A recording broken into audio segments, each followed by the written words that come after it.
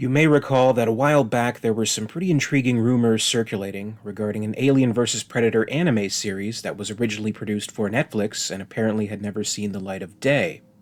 Well, just recently, some new details have emerged that not only confirm its existence, but offered some insights into the making of the series and some details of what we would have seen. It's an intriguing thing. We've never seen the world of Alien and/or Predator presented in a miniseries format, let alone in an anime style. How is the animation done, and by what studio? Certainly not what you're seeing on the screen right now, which is just a fun little representation. But what if some seriously talented people were behind this? Turns out they were. And the more we learn of this series, the more intriguing it becomes. These details came from the Perfect Organism Podcast. As usual, the team made a big celebration of Alien Day, premiering their tension-filled short film Alien Transmission and releasing a new episode of their podcast with special guest Joshua Izzo, former Fox executive. In this interview, Izzo spoke candidly about the elusive AVP Anime. In 2015, Izzo was manager of the global publishing division for 20th Century Fox, overseeing many of the studio's franchises, including Alien and Predator. Izzo played the key role in much of the expanded universe elements at the time, such as the Dark Horse comics, the Titan books, figures, and fine art, and paved the way for the first official Alien Day in 2016. As part of this 426 celebration planned was the AVP Anime series. Here's what he had to say in the interview. One thing that did not happen during Alien Day 2016 was 10 episodes of a fully completed Alien vs. Predator anime series that I produced. It's done. It's in the can. It's mixed. It's finished. It was produced and story-cracked by Eric Calderon and Dave Baker, two unbelievably crazy talented guys. Dave Bixler was head of home entertainment at the time, from a creative perspective, and he championed this for me. I still remain to this day good friends with, and I consider a mentor, Sam Register. Sam Register is the head of all WB Animation, and Sam was in charge of all of the direct-to-DVD adaptations of the DC Comics programs. So while I was setting up Alien Day and starting to lay the pieces in place, I went to the head of our division. His name was Jeffrey Gottsick. He ran consumer products at the time, and I said, "Hey, listen, I want to pitch this idea of a direct-to-DVD Alien and/or Predator and/or Predator animation that we, the Consumer Products Division, can sell against. Because at this time, Covenant was still nascent, and the Predator had not happened yet, so the brands weren't doing anything at the moment. It was still open season for our sci-fi brands, so he was like, yeah, it's a great idea, go." So I went to Home Entertainment, to the woman who was in charge of marketing. Her name was Hrisomalos, an absolute genius, and to head of production Dave Bixler. I pitched them and I said, we own nearly 30 years of comic book content, of Alien and Predator and AVP. No rights, no strings. Dark Horse did an amazing job, but it's ours to do with as we please. Why don't we adapt the original AVP comic book series with Machiko and Broken Tusk?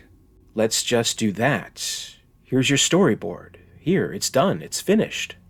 Like, just take this and go make that into an animated movie. Then we can use that as a springboard for our consumer products. Everyone's like, that's a pretty cool idea. Let's run the numbers. We all ran the numbers, and they were like, yeah, this could work. Neat, let's try it. So they went out and they found, I believe it wasn't Gonzo, I have to think of the name of the production house, but it was this amazing production house in Japan. They'd actually done some work for Studio Ghibli and some other stuff, but they bid it out, and they found this company that wanted to do it. They were like, great, you're in. But the director who they brought on board said, this is cool and I'm down, and he happened to be a really good director. He had worked on a Halo piece, and it was a Halo kind of like animatrix series. So he'd done that, but he also did the Captain Harlock movie. It was beautiful. He goes, I have another idea. Can I do my own thing? He pitches us a whole new story, a brand new story.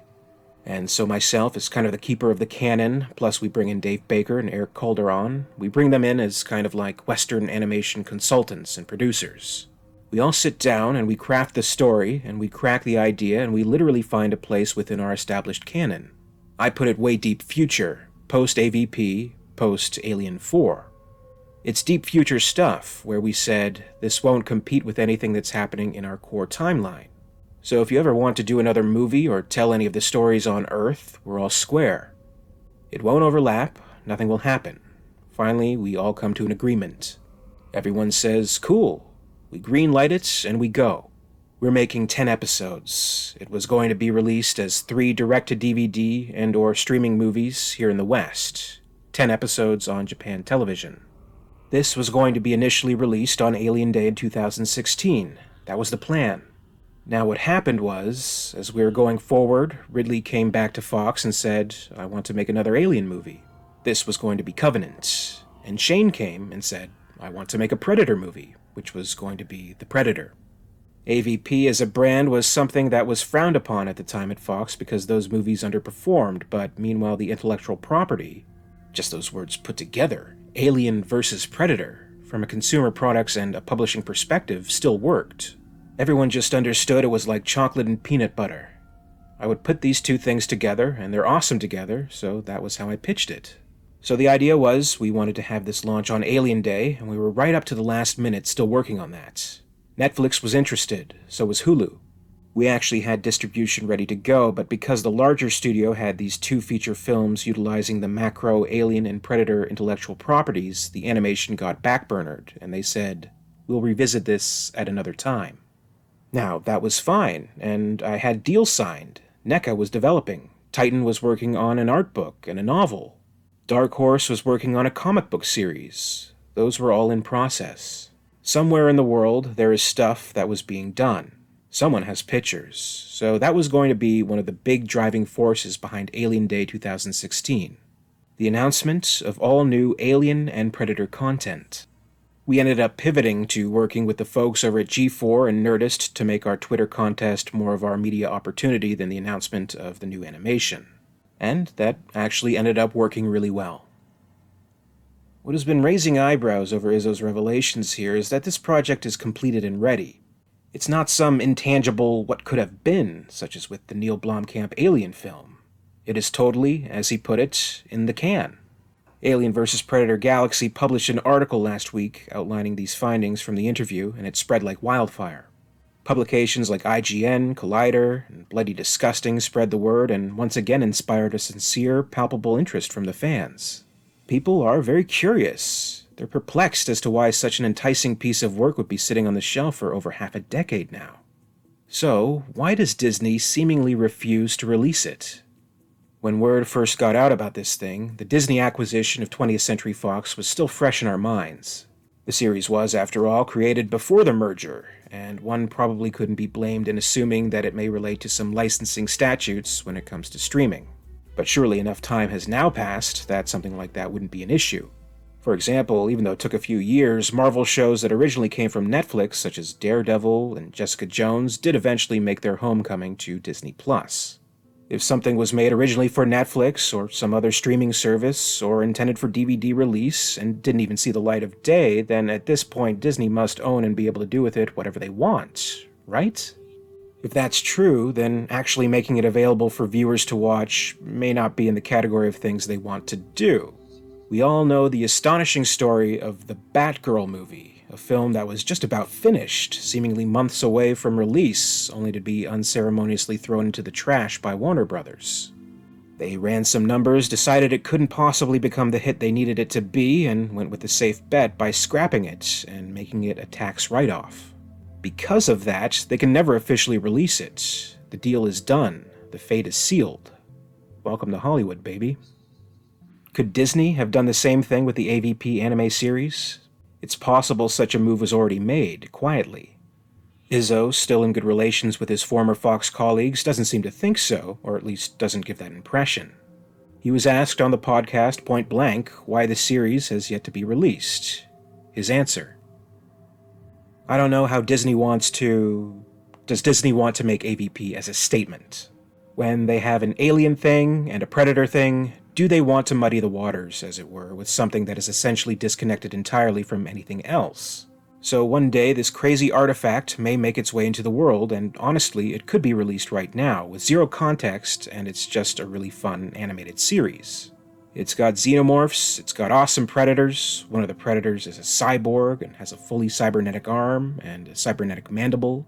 It's super rad. One dude we called Bone because all of his weapons were made out of giant tusks. He was so cool. It's a great series, but one day, as Disney's streaming world, their streaming ecosystem grows and evolves and changes, maybe there's a place on Hulu or a place on a more age-gated Disney+. There might be a moment in time, and that's real and that happens, but the folks that are running those brands know all about it. They're well aware that this thing exists. I think it's just going to be a question of timing, and when there's an appetite for something of this ilk. I really hope one day it does come out, because it really was a fun project to work on. So, the AVP Anime series really does exist. There's 10 episodes sitting on a shelf somewhere. It may never see the light of day, or if Disney so wished, they could release it tomorrow. Who knows what, if anything, they plan on doing with it. Maybe this reignited interest may put some pressure on the studio to finally release it in some form. If I were to venture a guess, I'd say they're probably going to wait until after both the new Alien movie and TV series have been out to test the waters and see if there's a demand for something further. And if, God willing, the movie and the series are successful, it may just be the thing to fill the time before a sequel and another season. But maybe that's thinking a little too far ahead. I say, though, it's been dormant too long. I say release it now. Release it as soon as possible. I don't think it could do any harm. The longer it remains hidden, I'd say it runs the risk of becoming mystified anyway. It actually could end up disappointing the very people who are campaigning for its release in the first place, even if it is really good. But what do you think? Should they finally release this thing? Should they wait? Should we put together a team of expert heist members and grab this thing from the vault? Comment below and share your thoughts. I'll be keeping an eye on this one and on future news of the upcoming Alien movie and TV show. Be sure to subscribe to stay up to date with the latest videos from the channel, and until next time, this is Alien Theory, signing off.